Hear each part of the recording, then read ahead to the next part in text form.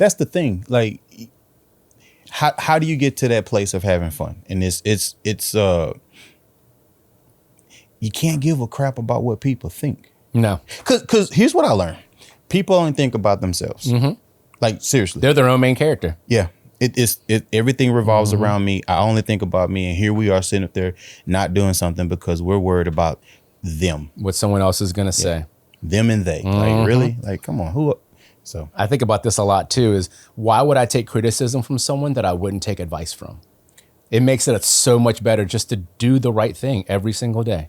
That's an integrity thing. But we live in a world right now where like and follow, we want that attention and that affirmation. And so we're being controlled by people that we're never going to meet. Yeah. I mean, let alone have a conversation with. You can't even get to advice because I'm never going to meet you. That's right. Right. That's right, man. Yeah. But somehow there's a part of my brain that still lets them in. Like, as much as I say that out loud, they still affect me. It hurts your feelings, It shouldn't stop you from doing what you want to do. No. But it does have an effect on you, whether or not you got to channel that to motivation, though. So if you take the time to tell me that you don't like my fit or you give me a negative comment, that means I'm occupying space in your head, and I love it. So now we're going to have fun. Yeah. So, you can hate, and that's cool. But, is there constructive criticism in that? Probably not. But the reality of it is you created something and you garnered a response. So, man, I had to let go. I had to fire that part of myself. Oh, I love how you said that. Yeah. Terminate them. Yeah. Terminate it. You don't need it. You don't, because here's the thing. If I tell you that I love you, okay, cool, fantastic. If I tell you that I hate you, fantastic. You chose to tell me how you felt. That really has everything to do with you. Now, is it cool if it's a positive? Oh, Daddy, I love you. Yeah. Oh, well, thank you. I feel all warm inside. But that was more for them. They wanted to share how they felt. I don't have to receive that, whether it's good or bad. And that's when you understand that. You tell your wife today, hey, baby, I love you. Who was that for? Oh, wow. I did it because I felt it. Right. I did it because I wanted her to know. You wanted her to know. It's the equivalent of you bringing her lunch, bringing her chocolates, her favorite, whatever. You chose to let her know how she felt. Now, it's great that she receives that, but the reality of it is, if somebody's telling you on social media or in passing, you're in traffic and somebody flips you off because you cut them off or whatnot, are you the world's worst driver? No, they just told you how they felt about what you did in that moment. In that moment. Yeah. You don't know what they were going through in that moment. Yeah. Mel Robbins has that saying. She says, let them, right? It's like, let them. Who cares? It just has nothing to do about you. But if you let them occupy space in your head, then they win. Not 1 ounce of my peace of mind has anything to do with your state of mind. No. But that is a skill that's learned. And I found myself in my 20s and in my 30s really living in that space of wanting to please and garner the respect and attention of other people when that was killing my superpower. It did. Yeah, I love that. Oh, yes. You know how long it took me to get to here? If you just listen to me speak now, it's like, who is that dude? Yeah. But I used to everything that I talk about are all the things that I've went through in life that I've had to overcome that now have led me to who I am today, which is the person that I can help more people. This we were talking about this morning. Yeah. You got to help. So my experiences, good or bad, are in essence not for me. They're for me to share with someone else to help them out of their funk. And you see that, man, you see that all the time. We see that clinically. We see that in the corporate space when I work with folks one-on-one. That is something that is very, very, very powerful.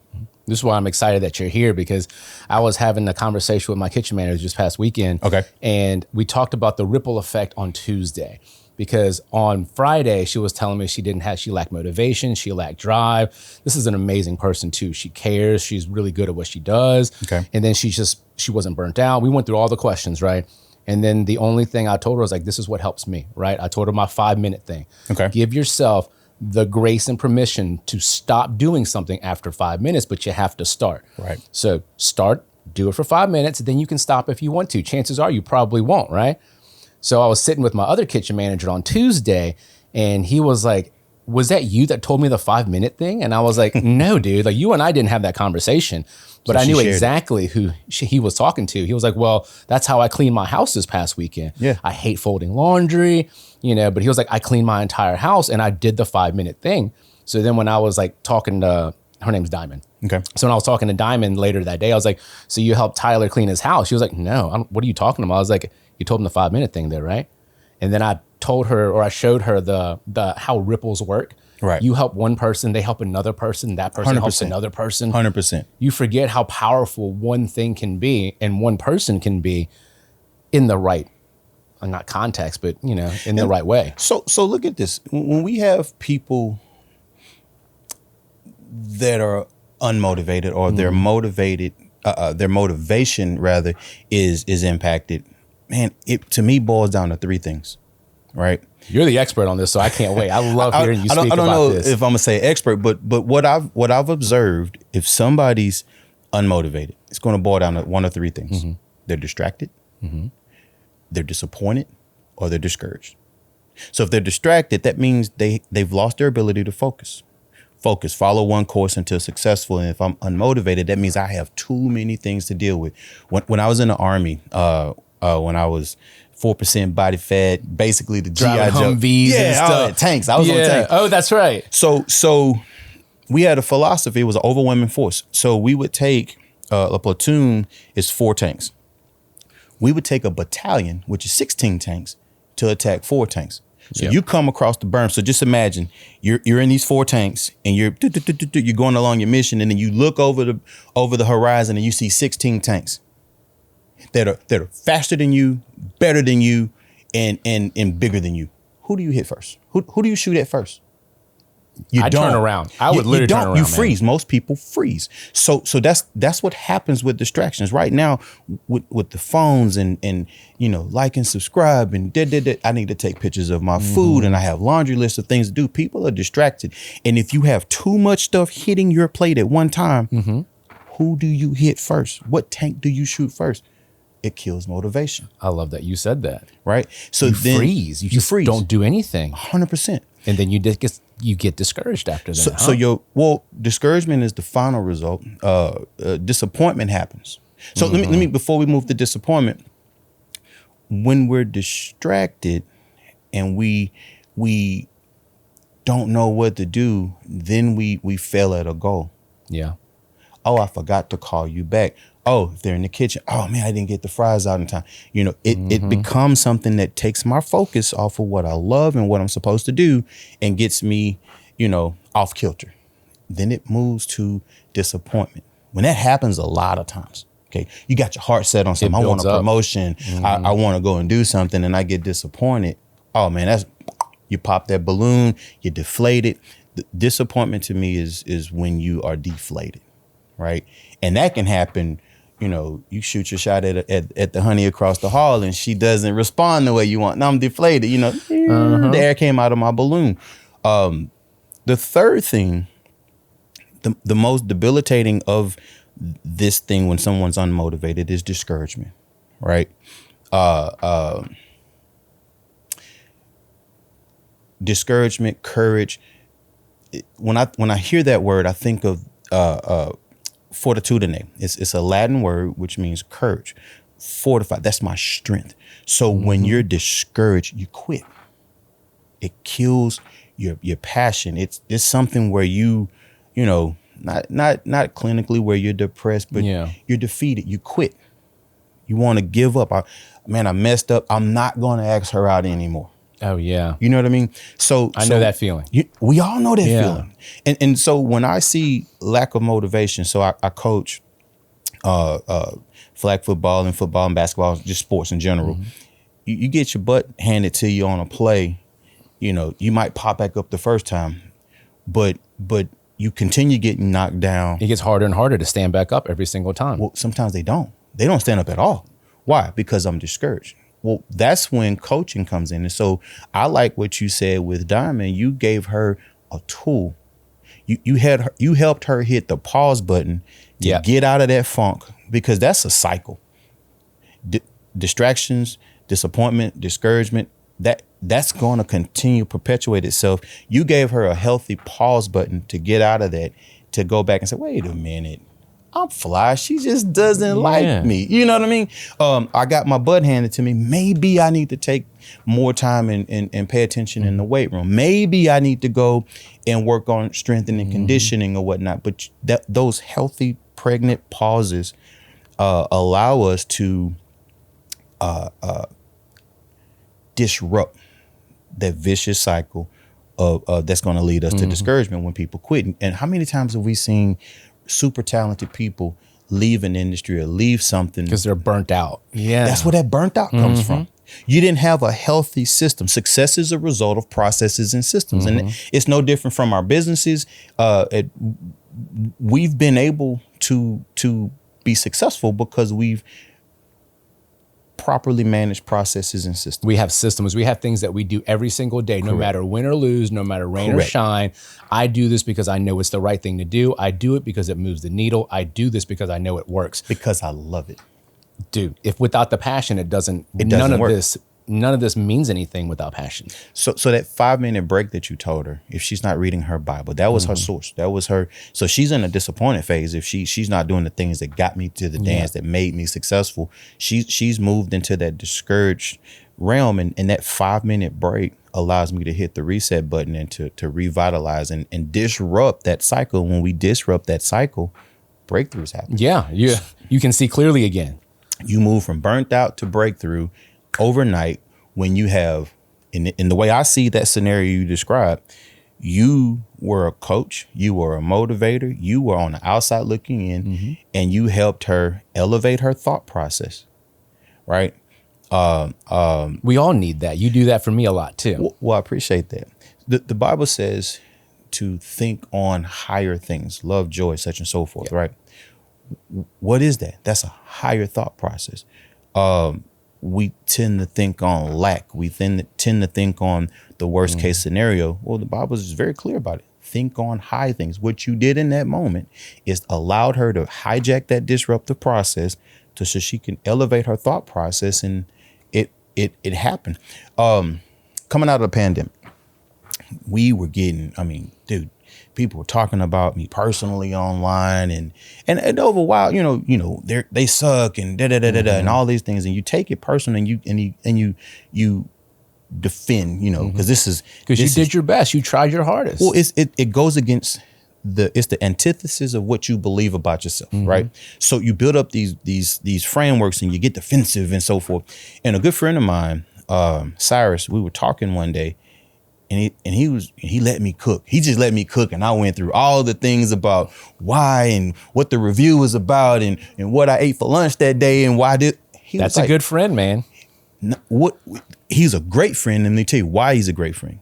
He let me cook. And then he just simply asked me, he said, I need you, hit me on my, hey man, I need you to elevate your thought process. I didn't want to hear that. Yeah. Now, when you're in the low spot, you don't want to hear that. I don't want to hear that. I'm cooking. What you mean? You want someone else to come in and be like, they suck too. They suck, and like, bro. You're right. Nah, I had to sit back.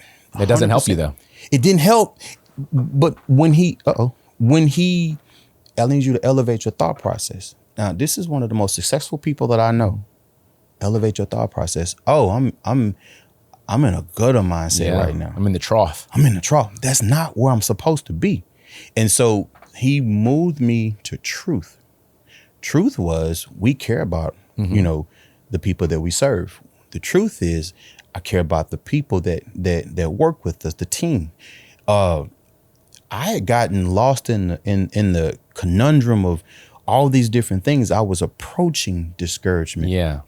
He helped me elevate my thought process, and we were able to take that negative feedback and change a lot of things in our environment.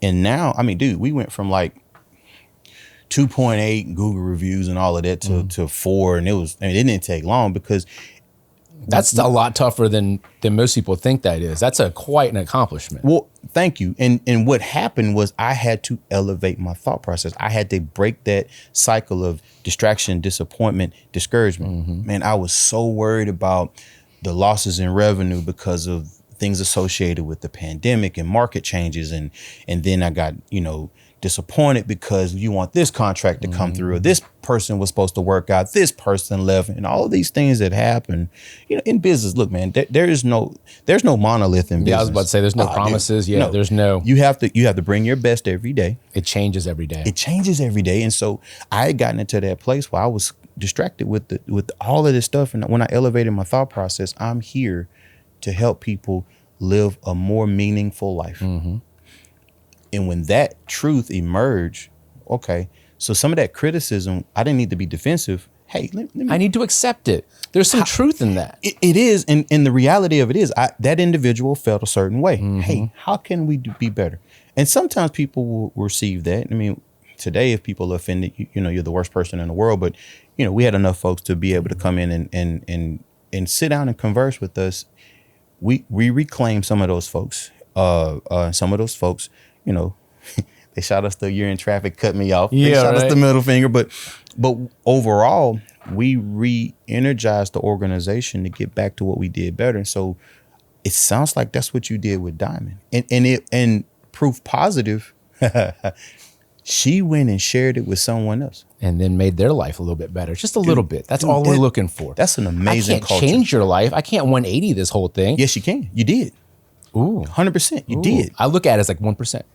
So she shared a tool, a nugget, a truth that you live in. She shared that with your team. That's your culture. The reason I and my staff and my friends, my family, we like coming to your restaurant is because you're going to be treated like you are the only person in the restaurant. We try. Dude, try. You're doing more than trying. We got a negative review yesterday. Somebody kind of dropped the ball a little bit. They're not a bad person. It just kind of happened.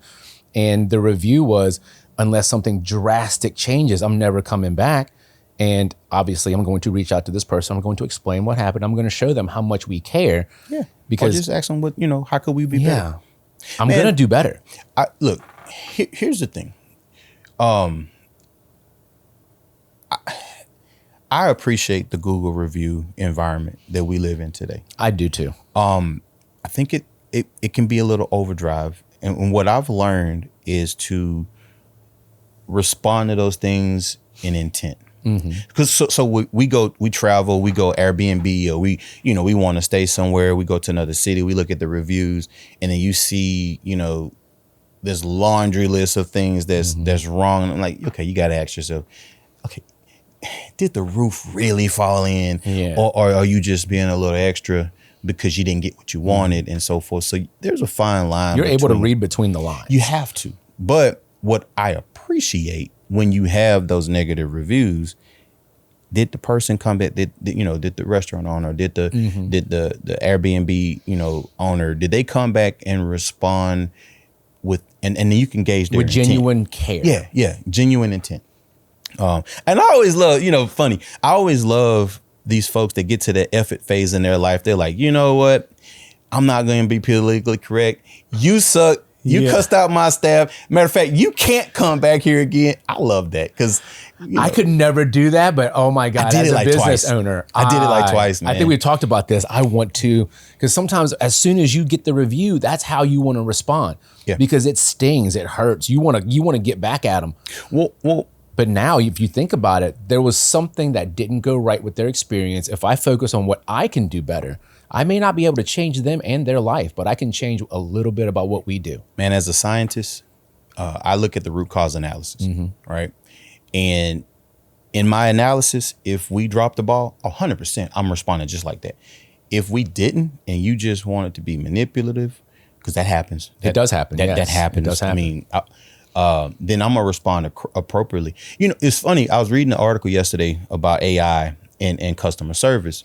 So what happens in restaurants now, the DoorDash thing where they take a picture and this food wasn't cooked properly. Well, in this article, they showed this hamburger that they had taken a bite of. It was their actual picture, but then they showed the picture that they sent to the restaurant and had all this pink, and they were getting their money back. So you got to consume this food for free. So I'm a big proponent of investigating what's true and what's not, man, because, consumers are smarter today. People are smarter. AI is here. It's not going anywhere. No. And it's so hard to tell the difference between real and fantasy now. But what's real? The experience I get when I walk into your place. whether it's here in Baton Rouge or the one in Hammond, like that's real. And people, you know, I would say the thing that, and I can tell you have a heavy influence on the staff, the culture there, man, is one that we matter, right? Mm-hmm. And that's unlike anything, you know, that we're seeing in the service industry now. I mean, we're in the service industry. I mean, it's medical, but it's still service, and people know when you care about them. They know they feel it. They feel it. They feel it. And I think, you know, yeah, man, respond. But what getting back to the interaction with Diamond, man, what's amazing about that,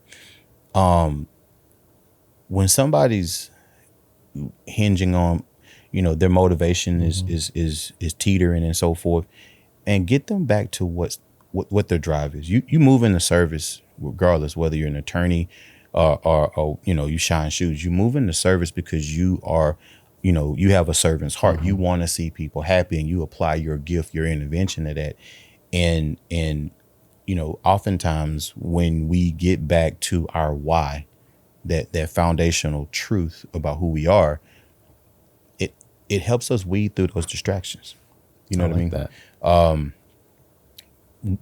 When my friend helped those me weeds get high sometimes. They do. Can't see through them. Well, when you elevate your thought process, you can decipher, you know, what's important, what's not. You know, I was in a world where, you know, the pandemic, we had to do all of this stuff, and I was overexerting myself, which took me off my focus.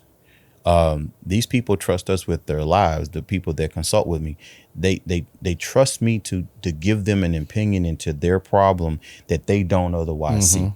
But if I'm worried about the homeowners association, and, you know, stuff that don't matter, you know, I'm not giving them my best, and they deserve my best. You're letting that take away from like your full capacity. Yeah. So that's just what I see with motivation, man. And those healthy pauses to get back to this, you know, to a truth. Question I always ask folks, okay, you tell me a problem, I'll let you cook. Tell me the truth. And people look at me crazy. What do you mean? You know, oh, it's wrong. And tell me the truth. And I stay in that question. I don't ask them anything else. What do you mean? Tell me the truth. Tell me more. Tell me the truth, though. So if I'm overwhelmed and that truth is two-part. What's bothering me, and then what's true about the situation. I like that. Because if I've had new leaders move into, you know, they've moved from technician to a leadership position, and they get frustrated. And two different things, two different thought processes. Whole different thought process. And they start speaking in superlatives. Man, it always, and then, whoa. Tell me the truth. Tell me specifics so I can help. Well, the truth is, this interaction made me feel inadequate, so I have a little imposter syndrome going on. Then it's one question. Tell me the truth. Well, what's the truth? The truth is, you're such an amazing leader. You're so detail oriented. You have a capacity that I've never seen before, which is why you got in this position. So the truth is, you had the answer the whole time. The Bible says your gifts make room for you. So your capacity, your ability to handle problem. You have one of your shift managers. I mean, I can't take 3 bites without, hey, is everything good? And I'm like, yeah, it is. And she's like, all right, let me know if that changes. She didn't say that just as that's her 3 o'clock thing to say. Yeah. She legit wants to know, because that's the culture you have, if I'm not having the experience that I want. So the truth in that situation is, you're one of the most compassionate people that I know. Why don't you apply your training to this intervention? Let's come back and let's talk about it. And it's you were right. Yep. So that's the question I ask.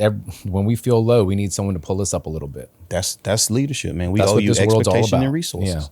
Yeah. Leaders owe the teams that they lead expectations and resources. And in this situation, you brought her into your world. I mean, that's going to be with her for the rest of her life. I hope so. Yeah, I hope 100%. So. I love helping people. You know? I could tell. We think about things in terms of like, people want to be a part of the tribe. Like, what was it? Millions of years ago. I don't know how long humans have been on this planet, but it's always been, you wanted to belong to a group, because if you got kicked out, your chances of survival went down. Right. So we think of things in terms of psychological safety now. Yeah. I want for the right people. Remember that too.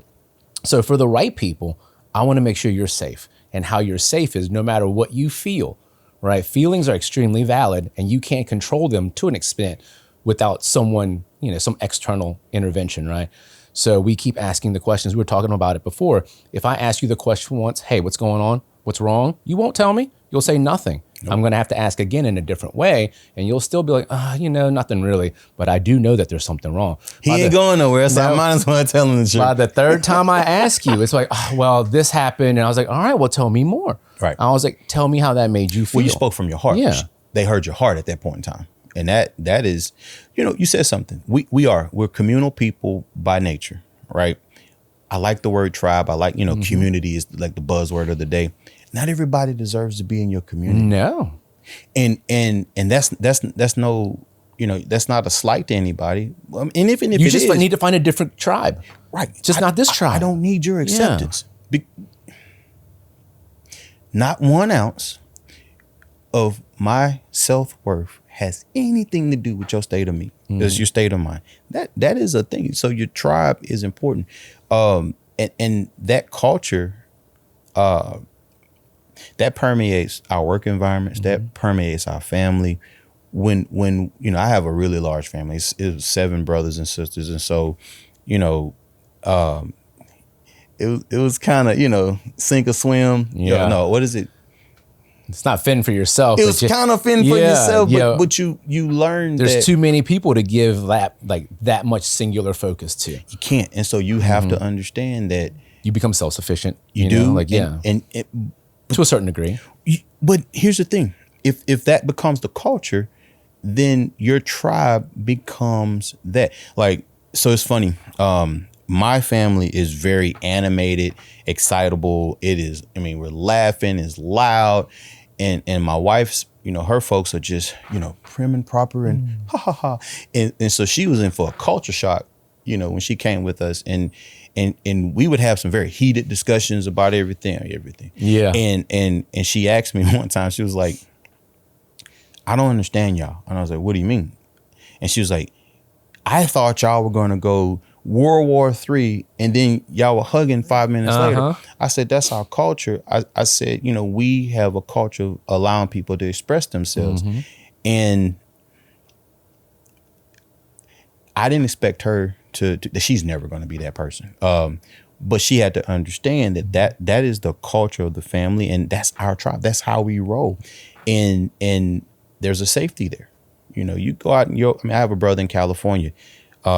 We see him, when we see him, it's fun, it's explosive, it's all those things. I'm sure the energy is just through the roof, huh? Yeah. Like me, 6'6", the dude's huge. I don't worry about what other people think about that. Why? Because they're not in the tribe. Man, when I see him, don't let them take your joy away. Yeah, man. Yeah. That goes back to that distraction. We care too much about what other people think. Man, cook, do your thing. And as long as you're not robbing banks and hurting people, man, do your thing. As long as you're not hurting somebody else, hurting yourself, hurting anyone else. Yeah. Dude, have fun. Yeah, you want to be loud be loud. That's what we got houses for, Go inside. Yeah. But you have to, I think as a society, man, we have to get away from this monolith. Everybody's not supposed to be the same. You're supposed to. That's what makes this world so beautiful. Yeah, man. Talking with you, you're one of the most positive people that I know, right? But you're one of the most goal-oriented people that I know. And I appreciate that about you. It's a struggle every day. We talked about that too. It is. But here's the thing. The right tribe will get you there. The right tribe will get you there. And you have to be selective of that. And Jeff and I had a conversation one time about, the differences between you two. I see a very strong culture. You know what I mean? There's a lot of openness. It have to be. And if that's openness is truth. Get back to truth. She saw your heart posture. She let you in. Things change. If you can live in that space, man, you're winning. And if that's not for you, it's not for you. You've had people. It's not for everyone. No, and they can kick rocks. You might not be in the stage of life to appreciate it or to be able to receive that. Or you just might be, okay, that's a politically way to say, a politically correct way to say that. Sometimes I have to watch my words a lot. Yeah, today especially. Yeah. But here's the reality. You're right. Sometimes people, I'm not your cup of tea. Yep. Doesn't mean you're a bad person. And it's fine. There's nothing wrong with that. Was it Tupac that said, just because you're not at my table or something like that, I don't want you to eat. I forget. We talked about that before. I can't remember the exact one, but it's not like I don't want you to eat. You just can't eat at my table. You just can't eat at my table. I still want to see you eat though. Yeah, go do your thing. Be successful. And that's cool. But that gets back to, I think successful people, motivated people have minimized their distractions. They know where they're going, following one course until successful. Focus, right? They don't dwell on their failures. You don't live in the past. You don't live in the future. All that matters is what you do right now. And have, we talked about it with my friend Cyrus, and you did this for your team. You don't live in your discouragement. So you have to have accountability partners. If you can do those things, man, goal attainment is possible. And I get excited about seeing my team cook and seeing them accomplish their goals. There's something about that is just so fulfilling, man. Man, you watching can't put them be so discouraged or beat down, and all of a sudden they're like high-fiving and hugging, and you're like, dude, we just did that. We did that. We did that. Yeah, I'm a part of this. Yep. We do this at the top of the year, every year, and we've done this for a while. Every team I lead, give me their company goals. This is what we have to do, right? But tell me your personal goal. What are you working on? How can I get in the boat with you to help you get to where you're going? And it's funny because people tell you all the corporate stuff. No, I don't want to hear none of that. I want to know what is going to help you. And one of my managers, my state director, Kim, her goal was to get on a plane and go see her son that's in Vegas. And that's what she's doing. And I love it, man. I love it. Yeah. So the goal for that one, we talk about goals and outcomes and results a lot. Making $100,000 isn't a goal. No. It's an outcome. It's a result that you're looking for. It's a result of processes and systems. It's what do you do? Like she had to plan. She had to take time off. She had to save money probably. There's a lot of things she had to do to be able to get on that plane to do it, to go see him. Well, she's scared of heights, scared of planes. She's only, ridden on planes, 1 or 2 times. That's a huge step to get over. Huge yeah. I'm telling her business, but she was able to accomplish that because it's something she said, I never thought about it. I'm a big, if you write it down, it can happen. I'll say this to folks, your feet can never go where your eyes haven't been. And so she started seeing the possibility of vision. Yeah. She saw herself not necessarily, she stopped seeing the turbulence that might happen at 30,000 feet. She saw herself getting off the plane, seeing her son. Oh, wow. I love that. That's how fighter pilots, don't they practice that way? They visualize everything that could go on. They move their bodies the exact same way. If you can see it, your body doesn't know any different.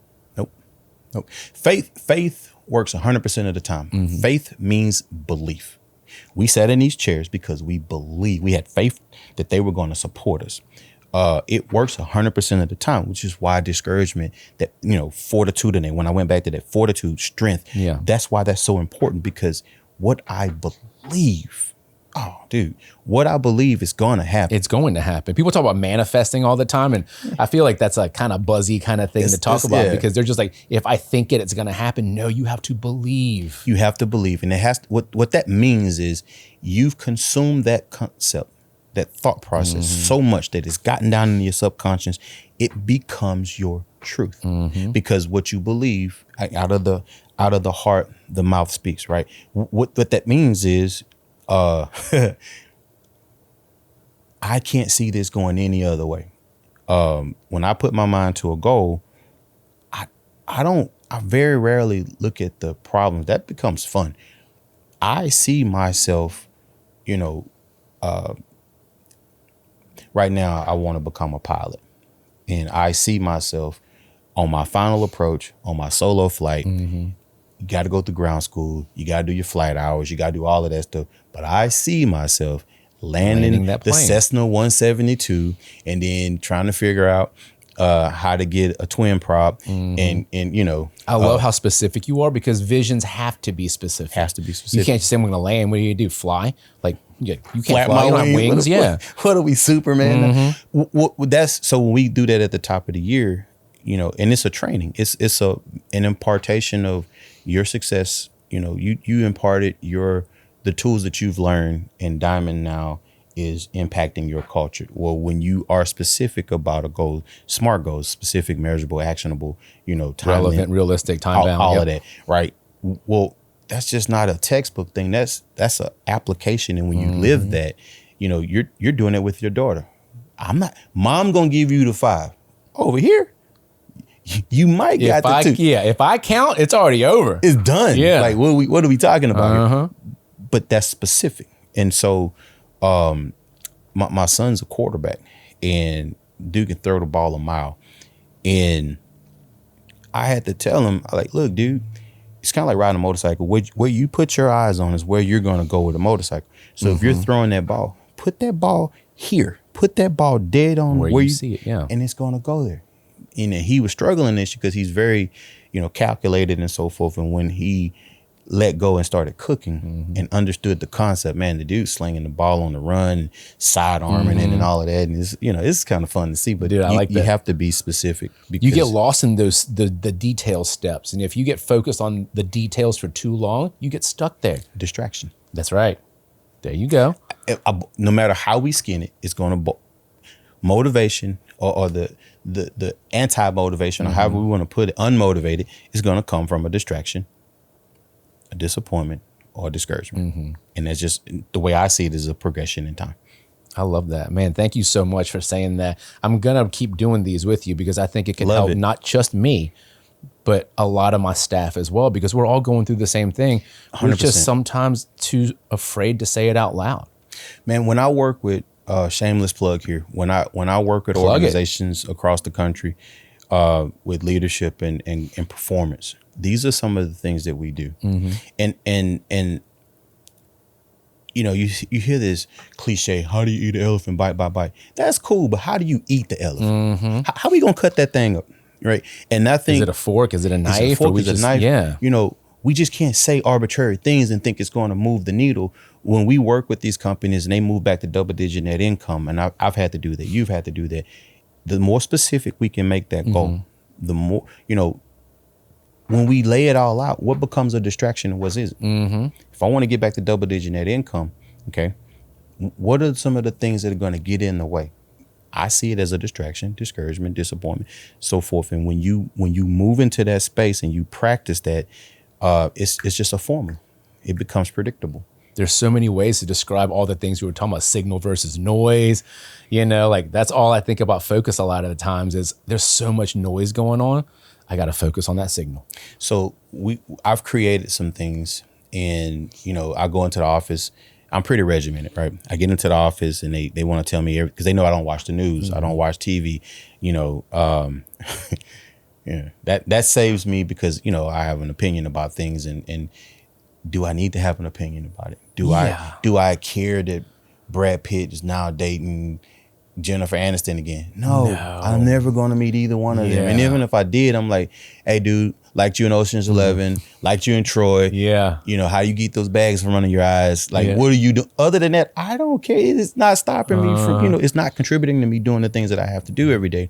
And so what I'm saying is, man, I don't just talk about these things. I live it. When I have lost the weight, you know, we talked about that before. I lost like 30 pounds, right? And when you don't watch TV, guess what you don't see? You don't see the ooey gooey cake and the chocolate drizzle on the Chick-fil-A and all that. You don't see the temptation, but you also don't see all those fit bodies either. That too. That discouraged me. I'm over here with the dad bod thing. You got Buff Bagwells over here on TV every 30 seconds. I'm never going to be that guy. No, but you know, I've limited the things that I consume so that I can get to my goal. Seth Godin wrote a book called The Dip. It's 85. Oh yeah, live in the dip. Embrace the dip.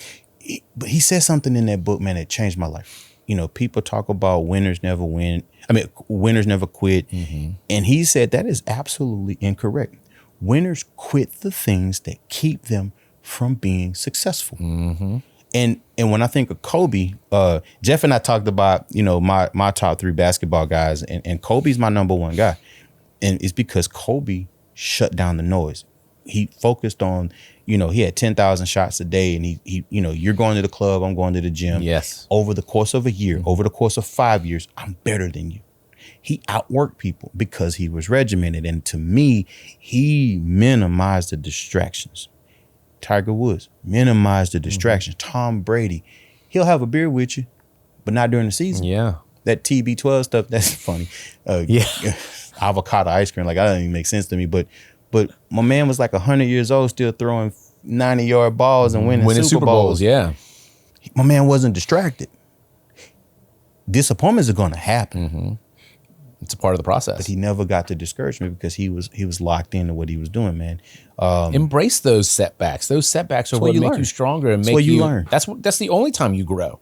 100%. You can't grow if everything's always going great every day. No. It's not always gravy, you know? No. So, yeah, man, this is funny. Anytime you want me on, I'm here because I love the conversation. It's selfish on my part because it helps me out so much. Well, here's the thing, man. We're creators, right?